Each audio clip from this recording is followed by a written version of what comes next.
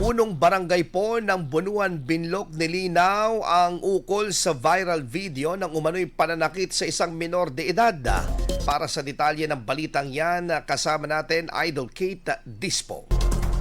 104.7 IFM Report! Nilinaw ng punong barangay na hindi niya umano piningot ang bata. Ayon sa kanya, sinusubukan lamang niyang alisin ang hikaw nito. Dagdag pa niya, nadala umano ng damdamin at nabigla ang tanod on duty dahil sa naging asal ng bata habang sila ay kinakausap, kaya't nauwi sa pananakit na makikita sa nag-viral na video. Sa panayam ng IFM News Dagupan kay punong barangay Wilmer Castañares ng Bunuan, Binloc, mariin niyang itinanggi ang aligasyong sinaktan niya ang bata.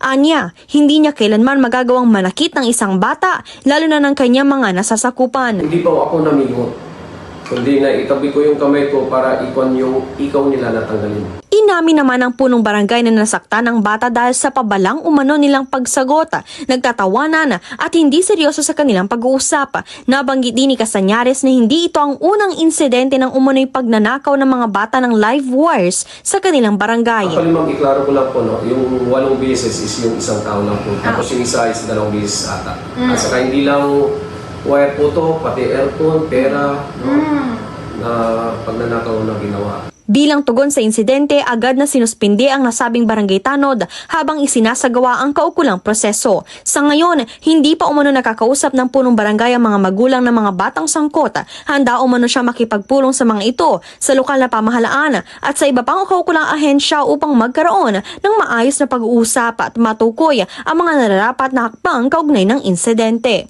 Dagdag pa niya, nagsagawa na rin ng mga hakbang ang barangay Bunuan, Binloc upang matigil ang umano'y pagnanakaw ng mga bata ng live wires sa kanilang lugar. Sinabi namin yung mga problema sa mga junk shop para sa ganun, pag may mga ganun na binebenta ng mga minors, is huwag na nilang kunin.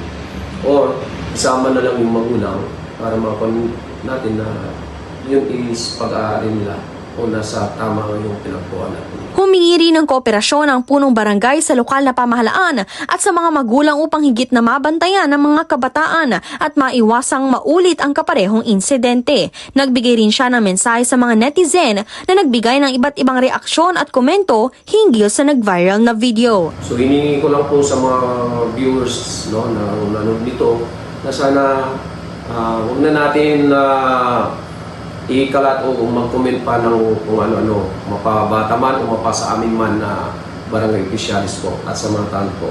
Dahil ginagawa namin hanggang maaari po yung maisaayos din po itong mga bata na lumaking maganda ang kanilang kinabukasan po.